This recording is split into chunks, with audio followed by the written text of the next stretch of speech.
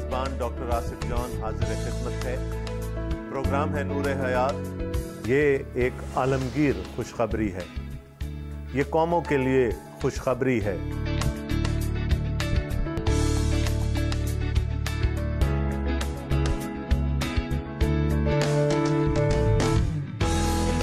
وہ شخص آنے والا ہے جو مجھ سے زوراور ہے، میں اس لائق نہیں کہ جھک کر اس کی جوتیوں کا تسمہ کھولوں۔ یہاں پر تو دو عالم کا بادشاہ دنیا میں آنے کو ہے، تو پھر کیسے ممکن تھا کہ اس کے آگے کوئی ہرکارا نہ آتا؟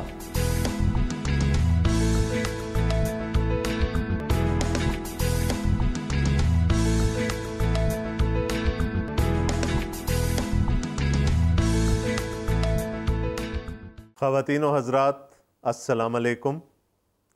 آپ کا میزبان ڈاکٹر آصف جان نور حیات کے سلسلے کا 7واں پروگرام لے کر آپ کی خدمت میں حاضر ہے۔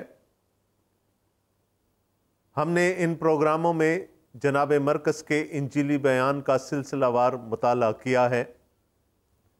ہم نے ایک بادشاہ یعنی یسوع مسیح ابن خدا کی ذات پر غور کیا، ہم نے ان کے اوصاف حمیدہ پر غور کیا، ہم نے ان کی تاج پوشی کو دیکھا، اور اس کے بعد سے ہم ان کے اختیار کو دیکھتے چلے آ رہے ہیں۔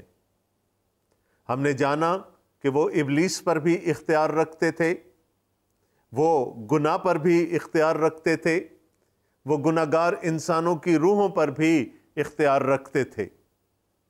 اس کے علاوہ ہم نے یہ بھی دیکھا کہ بڑی بڑی بھیڑ، بڑا مجمع اپنے بیماروں کو لے کر ان کے پاس حاضر ہوتا، اور وہ بیمار ان کے کہنے سے شفا پا جاتے تھے۔ اس کے علاوہ وہ ارواح خبیثہ پر، بد ارواح پر بھی اختیار رکھتے تھے۔ آج ہم ایک خاص بیماری پر ان کے اختیار کو دیکھیں گے، اور دوستو، وہ بیماری ہے کوڑ یا جذام، جس کو انگریزی میں ہم لیپرسی کہتے ہیں۔ یہ ایک نہایت ہی قدیم بیماری ہے۔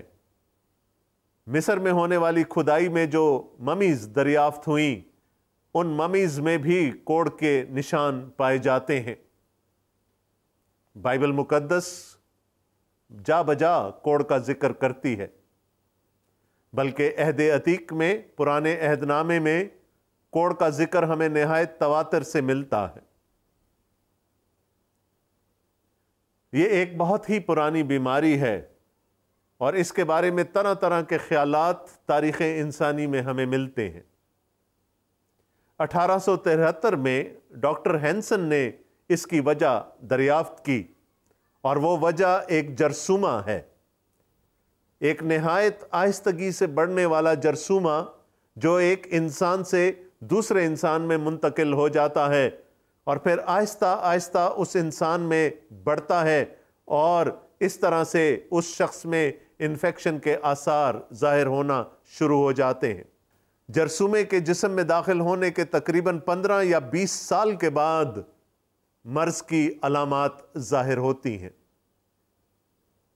یہ ایک متعدی مرض ہے، یہ ایک انفیکشن ہے، ایک جرثومے کی وجہ سے یہ بیماری ہوتی ہے۔ لیکن قدیم زمانے میں چونکہ اس کی وجہ معلوم نہیں تھی، لوگ اس کے بارے میں طرح طرح کے مختلف خیال رکھتے تھے۔ کچھ لوگ سمجھتے تھے کہ یہ گناہ کی سزا ہے، یا یہ خدا کی طرف سے کوئی لعنت ہے، اس لیے لوگ اس بیماری کے علاج کے لیے طبیبوں کے پاس، معالجوں کے پاس، ڈاکٹروں کے پاس جانے کے بجائے روحانی پیشواؤں کے پاس اور مذہبی ائمہ کے پاس تشریف لے جاتے تھے۔ میں نے آپ کو بتایا کہ بائبل مقدس میں بھی اس مرض کا ذکر ہے۔ شریعت میں خدا تعالیٰ نے فرمایا کہ جس شخص کے جسم پر کوڑ یا کوڑ سے ملتا جلتا کوئی نشان ظاہر ہو جائے تو وہ کاہن کے پاس تشریف لے جائے، یعنی اپنے امام کے پاس چلا جائے۔ اور یہ کاہن کی ذمہ داری تھی کہ وہ اس کی جلد کا معائنہ کرے، اور اگر تو وہ کوڑ ہو تو پھر وہ اس شخص کو شہر بدر کر دے، لیکن اگر اس کو کچھ شک ہو تو پھر وہ ایسے شخص کو 7 دن کے لیے ایک کوٹھڑی میں بند کر دے، اور 7 دن کے بعد اس کی جلد کا دوبارہ معائنہ کیا جائے۔ اگر تو وہ نشان بڑھ جائے یا کوڑ کی شکل اختیار کر جائے تو اس کو شہر بدر کر دیا جائے۔ اگر وہ نشان سکڑ جائے تو پھر اس کو واپس اپنے گھر بھیج دیا جائے، کیونکہ وہ کوڑ نہیں ہے۔ دوستو، کوڑ کا جرثومہ جلد پر اور اعصابی نظام پر حملہ آور ہوتا ہے۔ اس کے علاوہ یہ ناک کی جھلی، آنکھ کی جھلی اور نظام تنفس پر بھی حملہ آور ہوتا ہے۔ اس کا سب سے واضح نشان جلد پر ظاہر ہوتا ہے، ایک سفید رنگ کا دھبا جس میں حساسیت بالکل ختم ہو جاتی ہے، کیونکہ یہ جرثومہ نسوں پر جا کر حملہ آور ہوتا ہے۔ یہ بیماری جلد پر پھپھولوں کی صورت میں، پھوڑوں کی صورت میں بھی ظاہر ہو سکتی ہے، لیکن جیسا کہ میں نے پہلے بتایا، یہ اعصابی نظام پر بھی اثر انداز ہوتی ہے۔ جلد کا متاثرہ حصہ سن ہو جاتا تھا، وہاں کسی قسم کی حساسیت باقی نہیں رہتی تھی۔ مریض کو یہ بھی نہیں پتا ہوتا تھا کہ وہ عضو یا عضو کا کوئی حصہ جس میں حساسیت ختم ہو چکی ہے اس کے بدن میں موجود ہے یا نہیں۔ جب کوڑ کے مریض جن کے پاؤں پر کوڑ کا حملہ ہوتا تھا راستے پر چلتے تھے تو ان کے پاؤں پتھروں سے ٹھوکر کھاتے تھے، لیکن ان کو کسی قسم کا درد یا تکلیف نہیں ہوتی تھی، حتیٰ کہ زخم ناسور بن جاتے تھے، ان کو پتہ تک نہ چلتا تھا۔ ان کی انگلیاں، ہاتھوں کی، پاؤں کی انگلیاں گر جاتی تھی، ناک بدہیت ہو جاتا تھا، آنکھوں کے پپوٹے گر جاتے تھے، اور انسان نہایت ہی بد شکل ہو جاتا تھا۔ شریعت کے مطابق کوڑ کا مریض ناپاک ہوتا تھا۔ جب گھر میں کسی کو کوڑ نکل آتا تھا اور اس کے عزیز اس شخص کو کاہن کے پاس لے جاتے تھے تو ان کے دل میں ایک عجیب وسوسہ، ایک عجیب سا خوف ہوتا تھا کہ شاید یہ ہمارا عزیز گھر میں واپس آئے گا بھی یا نہیں۔ اگر واقعتاً اس کو کوڑ ہوتا تھا تو کاہن اس کو شہر سے باہر نکالنے کا حکم دے دیتا تھا۔ ایسا شخص اپنے گھر سے نکالا جاتا تھا، گھر سے دھتکارا جاتا تھا، وہ ایمانداروں کی جماعت سے نکالا جاتا تھا اور وہ اپنے شہر سے باہر نکال دیا جاتا تھا۔ اور پرانے زمانے میں کوڑی شہر کے باہر ویرانوں میں، چٹانوں میں، غاروں میں کالونیاں بنا کر رہا کرتے تھے۔ شریعت کے مطابق ان کو چھونا بھی حرام تھا۔ اگر کوئی ان کو چھو لیتا تھا تو وہ خود بھی ناپاک ہو جاتا تھا۔ اب ذرا ایسے مریض کی حالت دیکھیے گا، جسم میں تو شاید اس کو کوئی تکلیف نہ ہو کیونکہ متاثرہ حصہ سن ہو جاتا تھا، لیکن ایک ذہنی اذیت، ایک جذباتی اذیت اس کو ہمیشہ کچوکے لگاتی رہتی تھی کہ میں دھتکارا ہوا ہوں، میں ناپاک ہوں، میں اپنے گھر سے نکالا گیا ہوں، میں ایمانداروں کی جماعت سے نکالا گیا ہوں، میں اپنے شہر سے نکالا گیا ہوں۔ کوئی ایسے شخص سے تعلق رکھنا نہیں چاہتا تھا، حتیٰ کہ اگر کسی کوڑی کو شہر میں آنا پڑتا اپنی کسی ضرورت کو پورا کرنے کے لیے تو وہ اپنے آگے گھنٹی بجاتا تھا اور زور زور سے چلاتا تھا، ناپاک، ناپاک، اور شہر کے سب لوگ راستہ چھوڑ دیتے تھے۔ یہاں تک کہ اس زمانے کے مذہبی پیشوا، فریسی اور فقیہ اس راستے سے گزرتے بھی نہیں تھے جس سے کوئی کوڑی گزر چکا ہوتا تھا، کیونکہ ان کو یہ خدشہ تھا کہ کہیں وہ ناپاک نہ ہو جائیں۔ کوڑی تو تھا ہی، وہ دھتکارا ہوا بھی تھا۔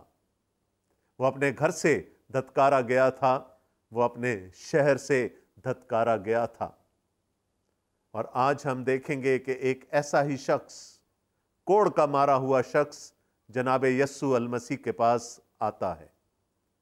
آئیے انجیل شریف کی تلاوت کا شرف حاصل کریں، اور میں آپ کے لیے پڑھ رہا ہوں جناب مرقس کا انجیلی بیان، اس کا پہلا باب اور اس کی 40ویں آیت سے لے کر باب کے آخر تک۔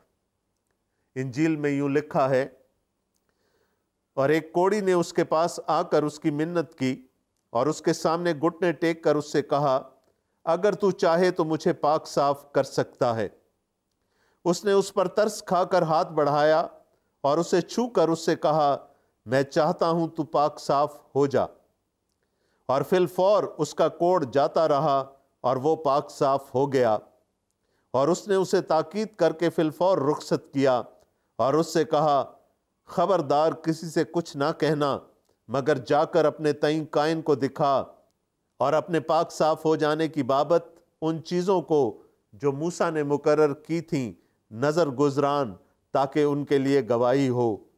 لیکن وہ باہر جا کر بہت چرچا کرنے لگا اور اس بات کو ایسا مشہور کیا کہ یسوع شہر میں پھر ظاہراً داخل نہ ہو سکا، بلکہ باہر ویران مقاموں میں رہا، اور لوگ چاروں طرف سے اس کے پاس آتے تھے۔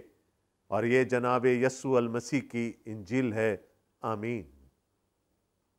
ایک کوڑی یسوع کے پاس آیا ہے، وہ جو ناپاک ہے، وہ جو دھتکارا ہوا ہے، قدموں پر گر گیا، گڑ گڑا اٹھا، اور کیا کہتا ہے جناب یسوع المسیح سے، اگر تو چاہے تو مجھے پاک صاف کر سکتا ہے۔ وہ شفا نہیں مانگ رہا، وہ پاک صاف ہونا چاہتا۔ وہ چاہتا ہے کہ وہ اپنے شہر میں ایمانداروں کی جماعت میں اپنے گھر میں دوبارہ جا سکے۔ وہ یہ چاہتا ہے کہ لوگ اب اسے ناپاک نہ سمجھیں۔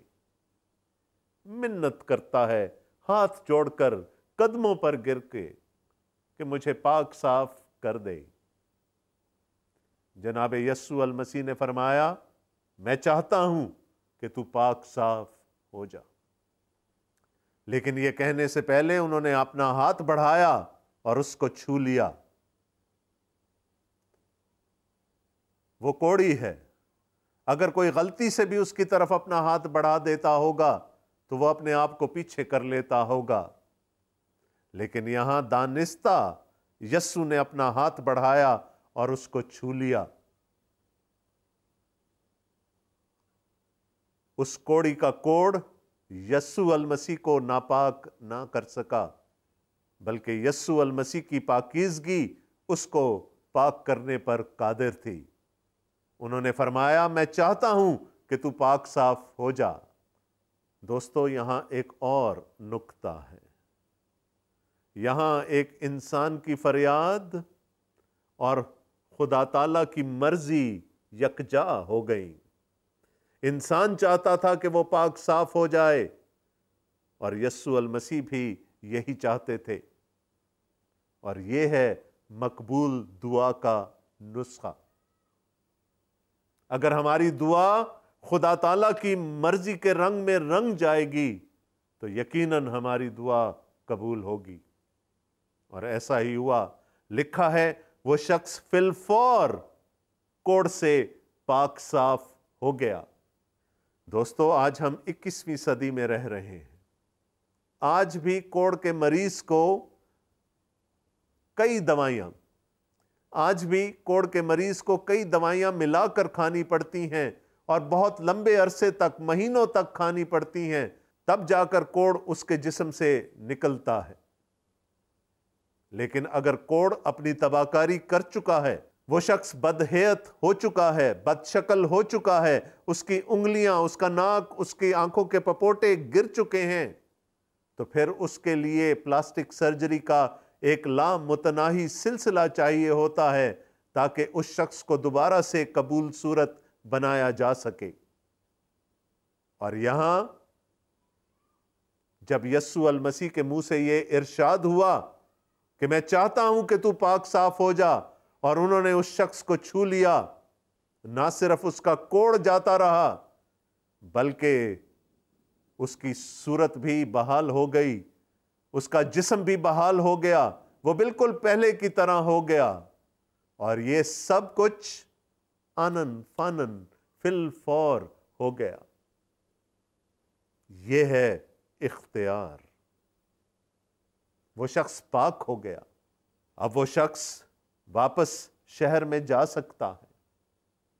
اب وہ شخص واپس ایمانداروں کی جماعت میں جا سکتا ہے۔ اب وہ شخص دوبارہ اپنے گھر میں جا سکتا ہے۔ لیکن اس کے لیے شریعت موسوی میں چند شرائط مقرر تھی۔ اس شخص کو دوبارہ کاہن کے پاس جانا پڑتا اور اپنے آپ کو دکھانا پڑتا، اور چند نظریں گزرانی پڑتی، چند قربانیاں گزرانی پڑتی تھیں، تب جا کر وہ اس قابل ہوتا تھا کہ وہ واپس اپنے گھرانے میں جا سکے۔ جناب یسوع المسیح نے اس کو یہی تاکید کی کہ کسی کو نہ بتانا کہ تیرے ساتھ کیا ہوا، بلکہ جا اور جو کچھ شریعت میں مقرر کیا گیا ہے اس کو پورا کر۔ شفا تو جناب یسوع المسیح دے سکتے تھے، اور انہوں نے دے بھی دی، لیکن اس کو شہر میں دوبارہ داخلے کی اجازت، گھر میں دوبارہ داخلے کی اجازت صرف کاہن دے سکتا تھا۔ اس لیے جناب یسوع المسیح نے اس کو واپس کاہن کے پاس بھیج دیا۔ جناب یسوع المسیح نے اس کو خاص طور سے یہ تاکید کی کہ کسی سے یہ نہ کہنا، کیونکہ ان کو یہ معلوم تھا کہ جس قدر ان کی شہرت پھیلے گی، ان کو ایک جگہ سے دوسری جگہ جانے میں، شہروں میں داخل ہونے میں مشکلات کا سامنا کرنا پڑے گا، کیونکہ وہ جہاں جاتے بھیڑ اکٹھی ہو جاتی تھی۔ لوگ جوک در جوک اپنے بیماروں کو ان کے پاس لاتے تھے، لوگ ان لوگوں کو ان کے پاس لاتے تھے جو ارواح خبیثہ کے، بد ارواح کے اختیار میں ہوتے تھے۔ یسوع المسیح نے اس شخص کو منع فرمایا کہ کسی سے اس بات کا ذکر نہ کرنا،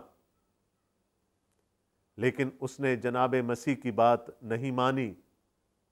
ہم نے پڑھا کہ اس نے جا کر بہت چرچا کیا، اس قدر چرچا کیا کہ یہ ناممکن ہو گیا کہ جناب یسوع المسیح کسی شہر میں داخل ہو سکیں۔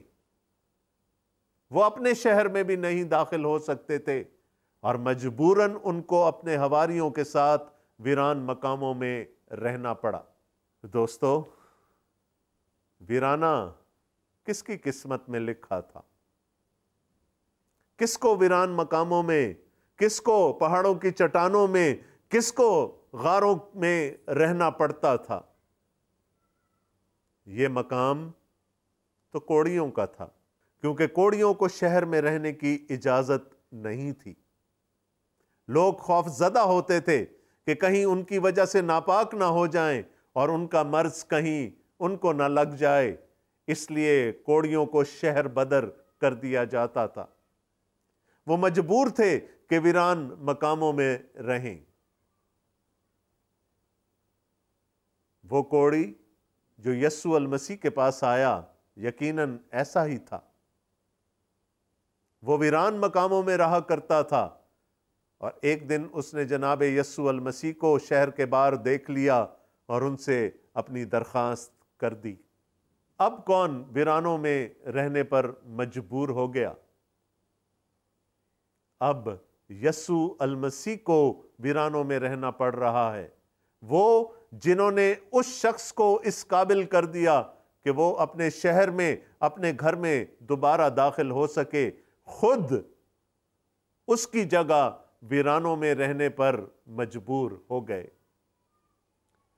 خواجہ میر درد کا مصرع ہے: مقیم کون ہوا ہے، مقام کس کا تھا؟ مقام تو کوڑی کا تھا، مقیم شافی کو ہونا پڑا۔ جناب یسوع المسیح نے جانتے بوجھتے ہوئے اس کوڑی سے اپنی جگہ کو تبدیل کر لیا۔ اور دوستو، یہ ہے میرا اور آپ کا منجی، یہ ہے میرا اور آپ کا نجات دہندہ، یہ ہے میرا اور آپ کا مخلصی اور چھٹکارا دینے والا۔ وہ میری ناپاکی سے، وہ میرے گناہ سے ناپاک نہیں ہو سکتا۔ اس نے بڑھ کر اس کوڑی کو چھو لیا۔ دوستو ذرا غور فرمائیں، اگر جناب یسوع المسیح مجھ سے اور آپ سے اپنی جگہ تبدیل کرنے پر راضی نہ ہوتے تو پھر میرا اور آپ کا کیا ٹھکانہ تھا؟ ہم تو گناہوں میں گھرے ہوئے لوگ ہیں۔ وہ مخلصی دینے کے لیے خود زمین پر آ گیا۔ وہ جو عرشوں کا باسی تھا خود فرش پر آ گیا تاکہ مجھ سے اور آپ سے اپنی جگہ کو تبدیل کر لے۔ جناب اشعیا نے عہد عتیق میں یہی بات جناب یسوع المسیح کے بارے میں تحریر فرمائی تھی، بلکہ خدا تعالیٰ اپنے نبی کے ذریعہ سے فرماتے ہیں۔ حضرت اشعیا کا نبوتی بیان، اس کا 53واں باب اور اس کی 4 آیت سے، تو بھی اس نے ہماری مشقتیں اٹھا لیں۔ مشقت میری اور آپ کی تھی، اس نے اٹھا لی اور ہمارے غموں کو برداشت کیا، پر ہم نے اسے خدا کا مارا کوٹا اور ستایا ہوا سمجھا، حالانکہ وہ ہماری خطاؤں کی سبب سے گھائل کیا گیا اور ہماری بد کرداری کے باعث کچلا گیا۔ ہماری ہی سلامتی کے لیے اس پر سیاست ہوئی تاکہ اس کے مار کھانے سے ہم شفا پائیں۔ ہم سب بھیڑوں کی مانند بھٹک گئے، ہم میں سے ہر ایک اپنی راہ کو پھرا، پر خداوند نے ہم سب کی بد کرداری اس پر لادی۔ میری مشقت، میرا غم،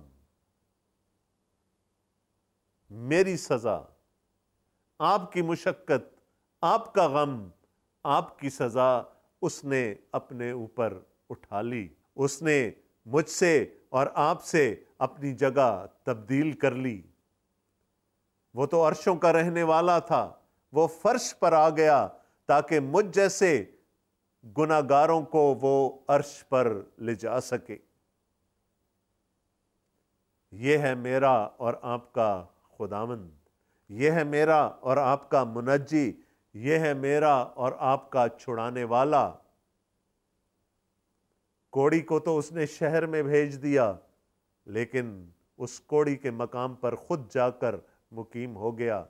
اسی طرح سے مجھے اور آپ کو بچانے کے لیے وہ خود زمین پر آ گیا تاکہ میں اور آپ اس کی سلطنت میں، اس کی بادشاہی میں، بلکہ آسمان کی بادشاہی میں داخل ہو سکیں۔ کیا ہی خوبصورت بات ہے، کیا ہی خوبصورت بات ہے۔ اس نے مجھ سے اور آپ سے اپنی جگہ تبدیل کر لی۔ دوستو، آج ہم نے جناب یسوع المسیح کے اختیار کو کوڑ جیسے مرض پر دیکھا۔ وہ مرض جو کہ نہایت آہستگی سے ہوتا ہے اور اس سے بھی زیادہ آہستگی سے بہت لمبے عرصے تک علاج کروانے سے جاتا ہے۔ وہ مرض جو انسان کو بد شکل کر دیتا ہے، بدہیئت کر دیتا ہے۔ ہم نے اس مرض پر جناب یسوع المسیح کے اختیار کو دیکھا۔ یہ اختیار ابھی ختم نہیں ہوا، یہ اختیار بڑھتا چلا جا رہا ہے، اور جیسے جیسے ہم جناب مرقس کے انجیلی بیان کا مطالعہ فرمائیں گے، ہم اس اختیار کو مزید سنورتا ہوا، اس اختیار کو مزید نکھرتا ہوا دیکھیں گے۔ ہمیں آپ کے رابطے کا انتظار رہتا ہے۔ آپ ہم سے مختلف ذرائع سے رابطہ کر سکتے ہیں۔ ہماری تمام کانٹیکٹ ڈیٹیلز پروگرام کے بعد آپ کی اسکرین پر نمودار ہوں گی۔ ہمارے فون نمبر، ہمارا ای میل ایڈریس، ہمارا فیس بک ایڈریس اور ہمارا اسکائپ ایڈریس سب آپ کی اسکرین پر آ جائے گا۔ آپ اپنے پسندیدہ میڈیم سے ہم سے رابطہ کر سکتے ہیں۔ ہمیں آپ کی مفید آراء کا ہمیشہ انتظار رہتا ہے۔ اس کے علاوہ اگر آپ کے ذہن میں کوئی سوال ابھرے تو وہ بھی آپ ہمیں ارسال کر سکتے ہیں۔ ہم اس کا جواب دینے کی بھرپور کوشش کریں گے۔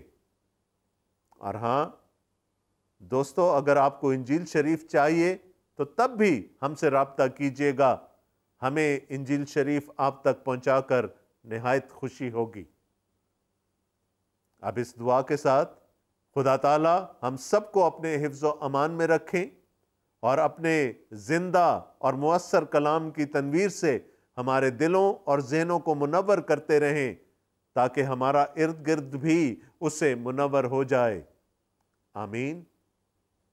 اگلے ہفتے تک کے لیے آپ کا میزبان ڈاکٹر آصف جان آپ سے اجازت چاہتا ہے۔ خدا حافظ۔